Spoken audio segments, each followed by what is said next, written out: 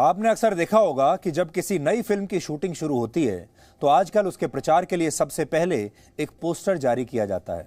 बिल्कुल उसी अंदाज में आज कांग्रेस पार्टी की महासचिव प्रियंका गांधी वाड्रा ने उत्तर प्रदेश चुनाव में अपने प्रचार की शुरुआत एक पोस्टर के जरिए की है और इस पोस्टर में लिखे स्लोगन में ही उनकी पूरी रणनीति छिपी हुई है। पोस्टर पर लिखा है, लड़की हूं, लड़ सकती हूं। आपको याद होगा वर्ष 2017 में जब पिछली बार उत्तर प्रदेश में चुनाव हुए थे तब कांग्रेस और समाजवादी पार्टी ने मिलकर चुनाव लड़ा था और इन दोनों पार्टियों का स्लोगन था अपने यूपी के लड़के। और ये यूपी के लड़के थे राहुल गांधी और अखिलेश यादव। यानी उस समय जो चुनाव प्रचार था उसके जो पोस्टर बॉयज थे वो थे राहुल गांधी और अखिलेश यादव और इन्हें यूपी के लड़के कहकर बताया गया था और इन यूपी के लड़कों पर ही कांग्रेस ने अपना पूरा दांव खेला था। लेकिन उस समय उत्तर प्रदेश के लोगों ने यूपी के इन लड़कों को उत्तर प्रदेश की 403 सीटों में से कांग्रेस को सीटों में से 15% सीटें भी तब नहीं दी थी। तब कांग्रेस 105 सीटों पर लड़ी थी और इनमें से सिर्फ 7 सीटों पर जीती थी। ये तब की बात आपको बता रहे हैं, पिछली बार जब यूपी के लड़कों के साथ कांग्रेस उतरी थी मैदान में, जबकि समाजवादी पार्टी 298 सीटों पर लड़ी थी और वहां से सिर्फ 47 सीटें उन्होंने जीती थी। बीजेपी ने 312 सीटें जीतकर प्रचंड बहुमत से सरकार बनाई थी। हालांकि कांग्रेस को अब यह उम्मीद है कि जो वोट पिछली बार के चुनाव में ये दोनों लड़के नहीं दिलवा पाए वो इस बार यूपी की लड़की दिला देगी। और इसी कोशिश में आज 49 वर्ष की प्रियंका गांधी वाड्रा ने लखनऊ में एक बहुत बड़ा चुनावी ऐलान किया है और कांग्रेस के जो रणनीतिकार हैं, कांग्रेस की जो मार्केटिंग एजेंसीज हैं, उनके हिसाब से ये गेम चेंजर होगा। उन्हें ऐसा लगता है कि उन्होंने एक बहुत बड़ा जबरदस्त फॉर्मूला निकाला है और बाकी की जो पार्टियां हैं वो हक्की बक्की रह जाएंगी इस फॉर्मूले के बाद। और बहुत सोच समझकर उन्होंने ये फॉर्मूला आज निकाला, ये पोस्टर निकाला, लड़की हूं, लड़ सकती हूं। और इसके पीछे हमें पूरा यकीन है कि बहुत मेहनत की गई होगी और बहुत सारे लोगों का दिमाग इसके पीछे लगा होगा। और पोस्टर भी अगर आप देखें तो बिल्कुल फिल्मी पोस्टर आपको लगता है, ऐसा लगता है कि ये कोई नई फिल्म आने वाली है, लड़की हूं, लड़ सकती हूं। इसलिए इस पोस्टर को देखकर आप समझ जाएंगे कि ये जरूर किसी बड़ी विज्ञापन एजेंसी ने या किसी बड़ी मार्केटिंग एजेंसी ने अच्छा खासा पैसा लेकर कांग्रेस के लिए इसे बनाया होगा। प्रियंका गांधी वाड्रा ने कहा कि अगले साल होने वाले यूपी चुनाव में कांग्रेस 40% सीटों पर महिलाओं को टिकट देगी। यानी कुल मिलाकर 403 सीटों में से 168 सीटों पर कांग्रेस की तरफ से इस बार महिला उम्मीदवार चुनाव लड़ेंगी। ये एक बहुत बड़ा ऐलान है। अब तक किसी भी राज्य के चुनाव में ऐसा नहीं हुआ जब एक पार्टी ने लगभग आधी सीटों पर महिला उम्मीदवारों को टिकट दे दिया हो। इसीलिए हम कह रहे हैं कि एक बहुत बड़ा गेम चेंजर इसे कांग्रेस मान रही है। इसलिए प्रियंका गांधी वाड्रा की इस कोशिश की आज हम प्रशंसा करते हैं और हम मानते हैं कि वो कांग्रेस को मजबूत करने के लिए काफी मेहनत कर रही हैं और महिलाओं के लिए अगर वो ऐसा काम कर रही हैं तो जाहिर है देश भर की जो महिलाएं हैं उनके लिए एक बहुत अच्छा शुभ संदेश ये जा रहा है। उत्तर प्रदेश की महिलाओं के लिए भी ये एक बहुत बड़ा संदेश है। लेकिन इस संदेश के पीछे जाने की भी जरूरत है और यहां चुनाव के साथ जो जमीनी हकीकत है उसे भी समझना जरूरी है। और जमीनी हकीकत उतनी आकर्षक नहीं है जितना आकर्षक ये पोस्टर है, जितना आकर्षक ये स्लोगन है। ये पोस्टर्स और ये जो स्लोगन होते हैं इन्हें तो आप एयर कंडीशन कमरों में बैठकर बना सकते हैं, इसमें कोई बड़ी बात नहीं है। और अपनी बात आगे बढ़ाने के लिए हम आपको पहले ये तस्वीर दिखाना चाहते हैं और इस तस्वीर से आप समझ जाएंगे कि हकीकत क्या है और हकीकत इस पोस्टर से कैसे अलग है। अब ये हकीकत देखिए। यह तस्वीर प्रियंका गांधी वाड्रा की आज की प्रेस कॉन्फ्रेंस के दौरान खींची गई है जिसमें उनके साथ मंच पर कुल मिलाकर 10 लोग बैठे हैं और इन 10 में से 7 पुरुष थे, जबकि प्रियंका गांधी वाड्रा को मिलाकर इस मंच पर सिर्फ 3 महिलाएं थीं। यानी मंच पर 30% महिलाएं थीं और 70% पुरुष थे। यह हमारे देश की राजनीति की असली तस्वीर है जिसे शायद कोई बदल नहीं पाया और इसे बदलने में भी बहुत समय लगेगा। प्रियंका गांधी वाड्रा ने अपने चुनावी कैंपेन के लिए स्लोगन तो बहुत शानदार दिया है, लेकिन वास्तविकता आप इसी तस्वीर से समझ सकते हैं। और ये जो तस्वीर है असल में एक चुनावी पोस्टर और हकीकत में कितना अंतर होता है, यह तस्वीर आपको ये बता देगी। यहां पर भी अगर आप देखें, अगर आप छोटे फ्रेम में जाएंगे, जो छोटा फ्रेम बीच में है, वहां पर आपको सिर्फ महिलाएं दिखाई देंगी। बीच में प्रियंका गांधी वाड्रा हैं, उनके आसपास 2 महिलाएं हैं। टेलीविजन पर आपको ज्यादातर जो फ्रेम दिखते हैं वो इतने ही दिखते हैं, लेकिन जब आप इस फ्रेम को और खोलते हैं तो आपको हकीकत नजर आती है, जैसा कि इस तस्वीर में आपको दिखाई दे रही है। सोचिए, जो पार्टी लड़कियों और महिलाओं के नाम पर अपना चुनावी कैंपेन लॉन्च कर रही है, उसमें भी सबसे ज्यादा भागीदारी आज कम से कम इस ऐलान के दौरान भी पुरुषों की ही थी। हालांकि यहां मुद्दा सिर्फ यह तस्वीर नहीं है, यह तो एक तस्वीर है, और हो सकता है प्रियंका गांधी वाड्रा को यह आइडिया अगर कोई पहले दे देता तो वो इस गलती को ठीक भी कर लेती। हम ये भी नहीं कह सकते कि वो इसे गलती मानती भी हैं या नहीं, लेकिन अगर कोई पहले बता देता तो ये भी वो कर सकती थी कि मंच पर 10 के 10 महिलाओं को अपने साथ बैठाती और फिर इस चुनाव का, अपनी इस रणनीति का ऐलान करती, और तब ये तस्वीर बड़ी आकर्षक लगती। लेकिन क्या आपको लगता है कि यह करने से भी जमीनी हकीकत बदल जाती? जवाब है नहीं। प्रियंका गांधी वाड्रा के साथ मंच पर जो 2 महिला नेता उनके आसपास आपको दिख रही हैं, उनके परिवार की जड़ें भी असल में राजनीति में ही रही हैं। ये कोई आम महिलाएं नहीं हैं। इनमें एक का नाम है सुप्रिया श्रीनेत, जिनके पिता हर्षवर्धन सिंह उत्तर प्रदेश की महाराजगंज लोकसभा सीट से कांग्रेस के 2 बार सांसद रह चुके हैं, और दूसरी नेता हैं आराधना मोना मिश्रा, जो कांग्रेस के पूर्व राज्यसभा सांसद और उत्तर प्रदेश के बड़े नेता प्रमोद तिवारी की बेटी हैं। यानी ये जो 2 महिलाएं साथ में बैठी हैं, हम इन महिलाओं को किसी तरह का ठेस नहीं पहुंचाना चाहते और हम ना ही उनकी मेहनत पर शक कर रहे हैं, लेकिन आपको इतना बताना चाहते हैं कि ये दोनों महिलाएं भी असल में एक पॉलिटिकल फैमिली से आती हैं। इनके पिता नेता हैं और उनकी वजह से ही शायद इन्हें राजनीति में आने में काफी मदद मिली है। हमारे देश में महिला सशक्तिकरण के नाम पर इस तरह की राजनीति कोई नई नहीं है। महिलाओं को चुनाव में पार्टियों द्वारा टिकट तो दे दिए जाते हैं, लेकिन यह भी उतना ही सच है कि यह टिकट उन्हीं महिलाओं को मिलता है ज्यादातर जिनके परिवार के सदस्य सक्रिय राजनीति में बड़े बड़े नेता होते हैं। उदाहरण के लिए उत्तर प्रदेश के पंचायती राज चुनाव में 33% सीटें महिलाओं के लिए आरक्षित हैं, और पिछले चुनाव में वहां 3 लाख महिलाएं जीत भी गई थीं।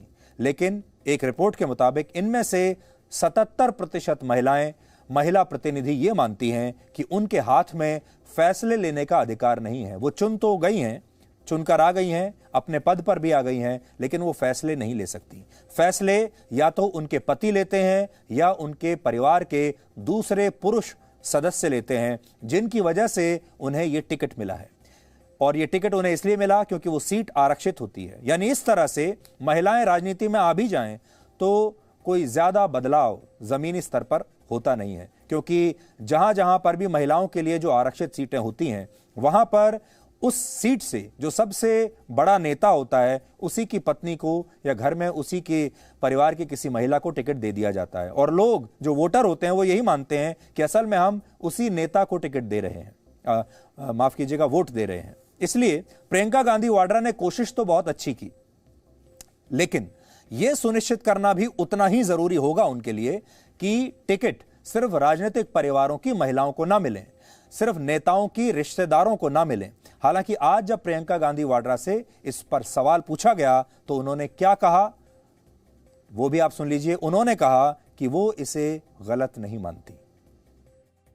ये सच है कि कई बार लोग अपनी पत्नियों को, बेटियों को चुनाव लड़वा लेते हैं, लेकिन इसमें कोई इतनी बड़ी बुराई नहीं है। लड़ लेती हैं, उसके बाद सक्षम हो जाती हैं। मुझे याद है कमेटी में एक प्रधान थे, उन्होंने अपनी बीवी को लड़ाया। कुछ साल बाद मेरे पास आए, कहा कि आप संभालिए, मुझसे तो नहीं संभलती हैं, सारे निर्णय ले रही हैं। तो मैंने कहा आप क्यों रो रहे हो? तो ये तो देखिए, ये प्रोसेस होता है, एक शुरुआत होती है इस प्रोसेस की और आस्ते आस्ते सक्षमता मिलती है। तो इसमें कुछ, मुझे तो कोई बुराई नहीं लगती। इस बयान से आप समझ सकते हैं कि उत्तर प्रदेश चुनाव में कांग्रेस की महिला उम्मीदवार ऐसे ही परिवारों से आ सकती हैं जो पहले से ही राजनीति में सक्रिय हैं। यानी हो सकता है कि जिस पुरुष नेता को किसी सीट से पहले टिकट मिलना था, अब उसकी जगह उसकी पत्नी को वो टिकट दे दिया जाए, या उसकी बेटी को, या और किसी महिला रिश्तेदार को ये टिकट दे दिया जाए। और हमें लगता है कि ऐसा होने से राजनीति में महिलाओं की मजबूत दावेदारी को सुनिश्चित नहीं किया जा सकता। उत्तर प्रदेश के चुनाव में महिलाएं किसी भी पार्टी के लिए एक गेम चेंजर साबित हो सकती हैं, ये बात सही है। और इस पॉइंट को जो प्रियंका गांधी वाड्रा ने पकड़ा है, काफी हद तक सही पकड़ा है। राज्य में कुल 14 करोड़ 12 लाख वोटर्स हैं, जिनमें से 6 करोड़ 44 लाख महिला वोटर्स हैं, जबकि 7 करोड़ 68 लाख पुरुष वोटर्स हैं।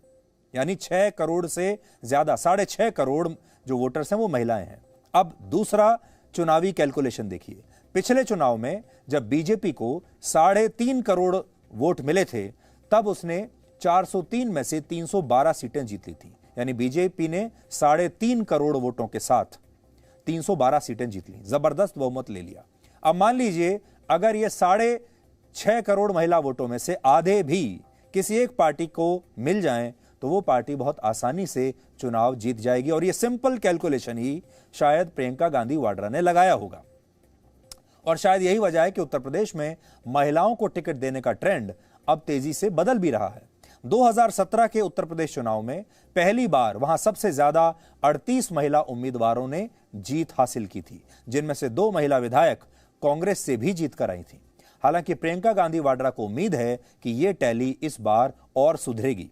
इसके अलावा प्रियंका गांधी वाड्रा ने यूपी चुनाव लड़ने की संभावनाओं से भी इनकार नहीं किया है, तो यह भी हो सकता है कि वो खुद भी चुनाव के मैदान में उतर जाएं।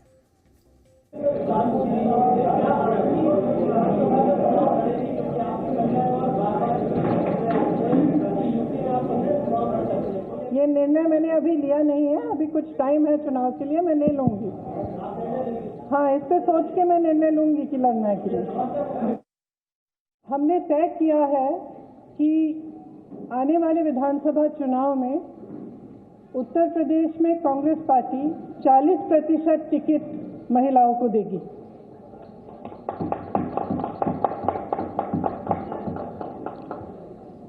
हमारी प्रतिज्ञा है कि महिलाएं उत्तर प्रदेश की राजनीति में पूरी तरह से भागीदार होंगी।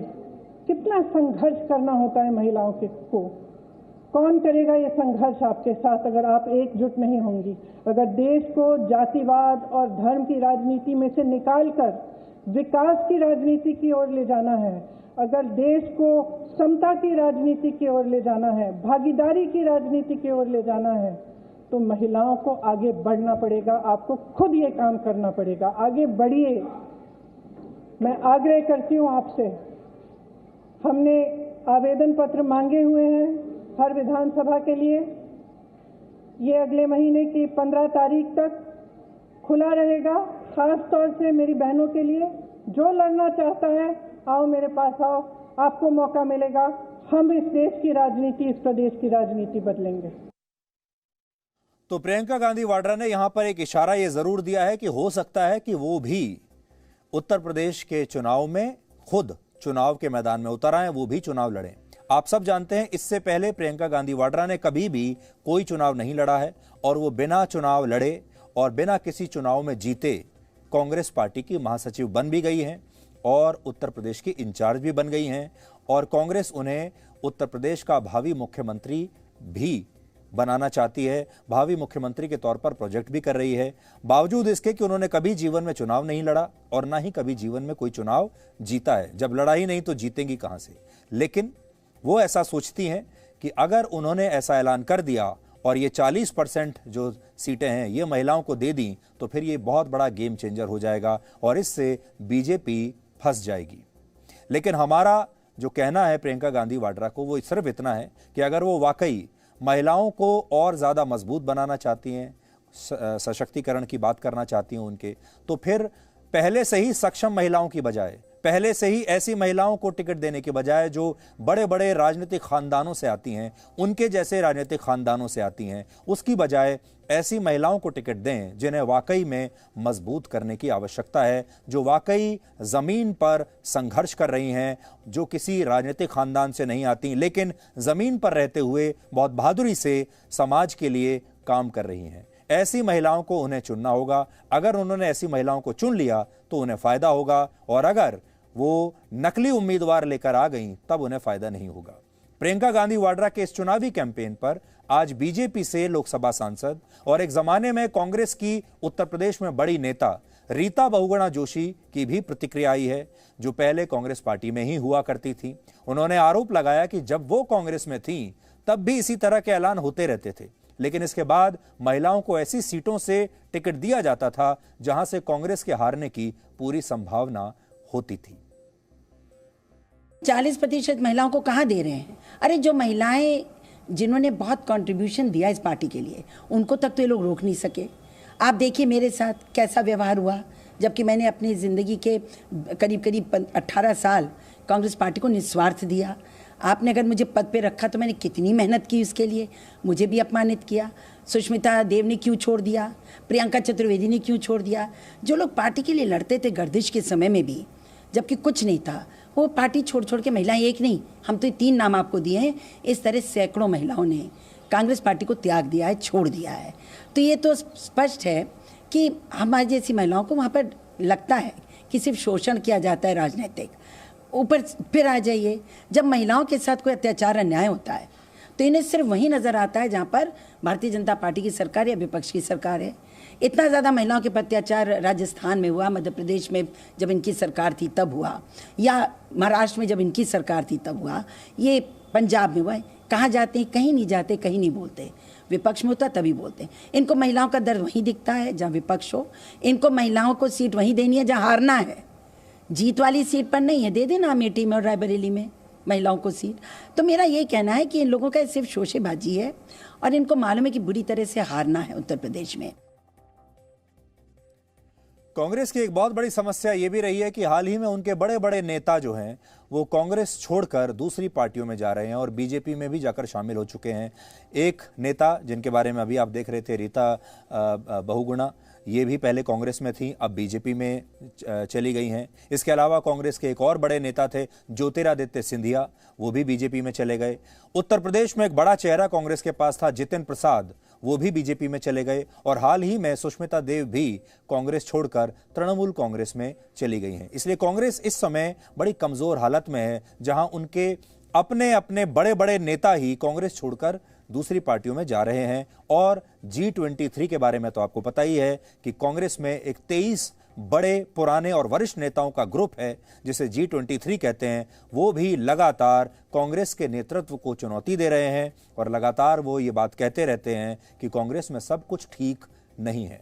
इसकी वजह से कांग्रेस का जो कार्यकर्ता है वो भी हताश हो जाता है, कांग्रेस का जो संगठन है वो भी कमजोर होता है। और ऐसी स्थिति में अब ये पूरी जिम्मेदारी उत्तर प्रदेश की कांग्रेस ने प्रियंका गांधी वाड्रा को सौंप दी है।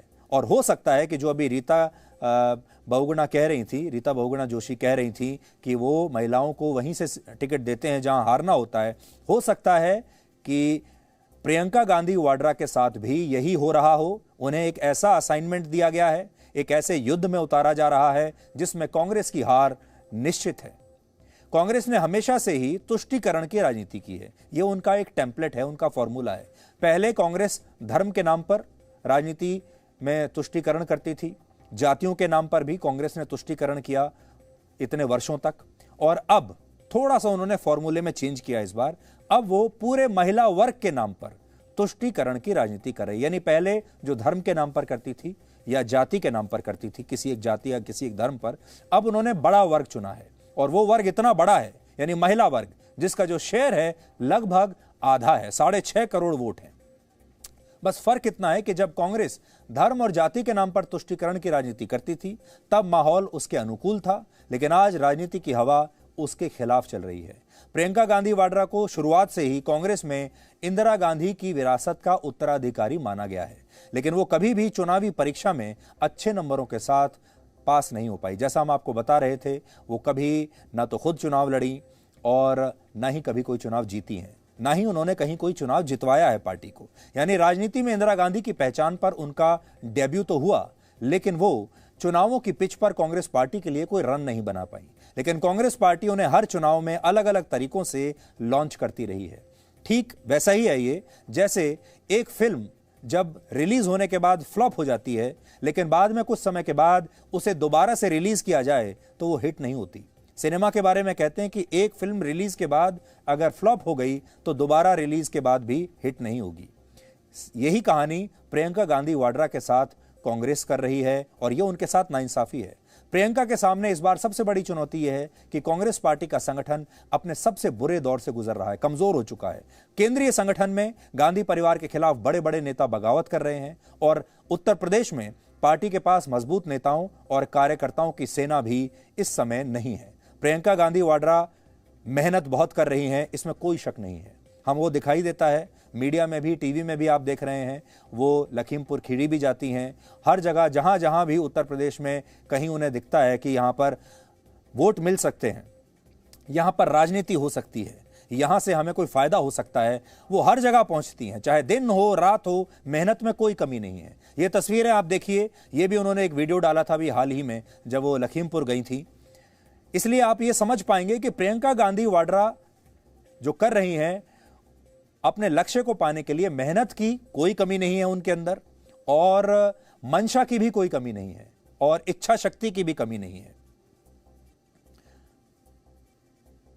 लेकिन समस्या सबसे बड़ी यह है कि वो बिना सेना के ही इतने बड़े युद्ध में उतर रही हैं, और ये उत्तर प्रदेश का जो युद्ध है, ये इतना बड़ा युद्ध है कि इसमें आपके पास अगर अच्छी सेना नहीं है, अच्छे सेनापति नहीं है, तो आप जीत नहीं सकते। एक और बड़ी बात प्रियंका गांधी वाड्रा के साथ ये है कि जब तक वो सक्रिय राजनीति में नहीं आई थी, कांग्रेस पार्टी के बड़े बड़े नेता उन्हें अपना ब्रह्मास्त्र मानते थे।